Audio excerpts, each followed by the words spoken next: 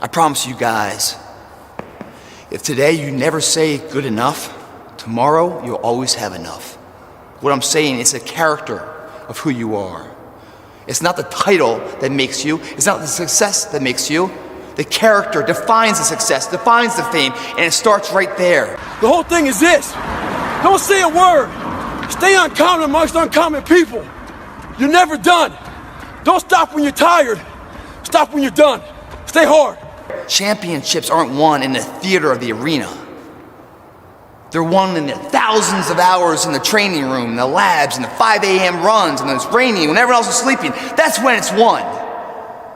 The heart of a champion is a light switch that's always on. It doesn't go on and off when someone's watching. It's constant. How to stay disciplined in under 10 minutes. First off, man, I'm gonna be real with you. You don't want this shit for real. It's two things. You don't want this shit for real, and you ain't been through shit in life for real. You ain't slipped in your car before, bro. You ain't been late on rent before and got evicted from your crib. You ain't got family to feed. Like, you know what I'm saying? Like you gotta get some responsibilities in your life to make it to the point to where it's like, I got to do this. How many times do you have to hear, if nothing changes, nothing changes? Right? We all have heard this. I don't even know where it comes from. I probably heard that first when I was 10 years old. If nothing changes, nothing changes. And yet, somehow we expect things to change. What's your favorite quote? What you're not changing, you're choosing. What you're not changing, you're choosing. You got something in That's your kind life you complaining about and you're not changing it. Could be your relationships, your body, your health, your job. You're choosing it. You're choosing it. That's true. There's a verse in the Bible that says, as a man thinketh, so is he.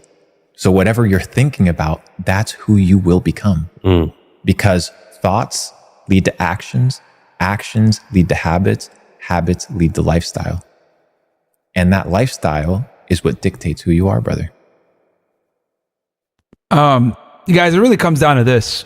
You can either A, right, sacrifice temporary fun for permanent dreams, or sacrifice your permanent dreams for temporary fun. And the reality is a lot of you guys are willing to sacrifice your permanent dreams for some temporary fun. Yeah. And that temporary fun is never going to get you fucking anywhere. The first question might be, why should you even bother improving yourself? And I think the answer to that is something like, so you don't suffer any more stupidly than you have to.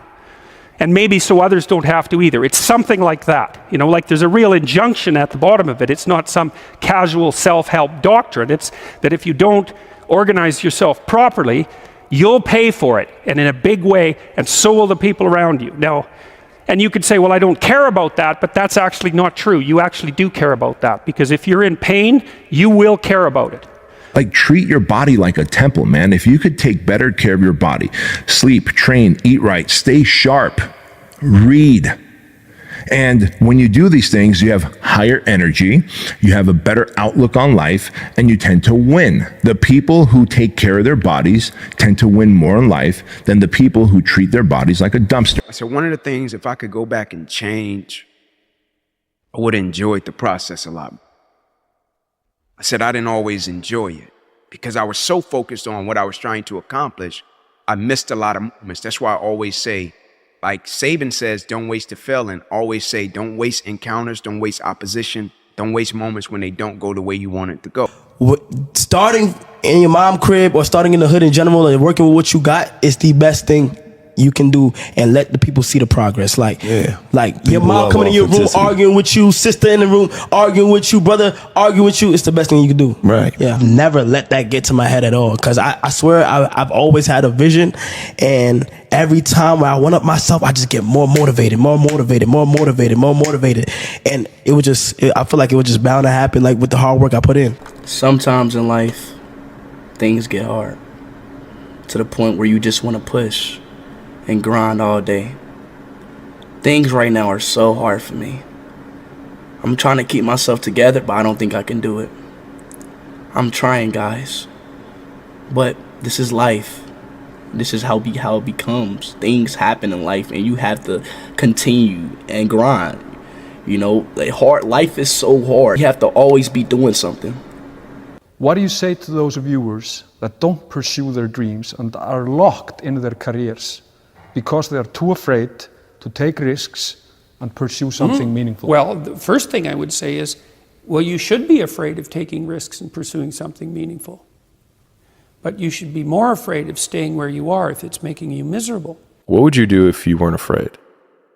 And I love thinking about that when I'm thinking about big life decisions. Like, what would I do if I weren't afraid?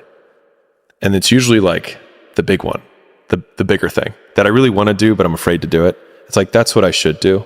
Choose the pain now. Be more disciplined. The pain of discipline, the pain of consistency, the pain of focus, the pain of showing up on nights and weekends and early mornings.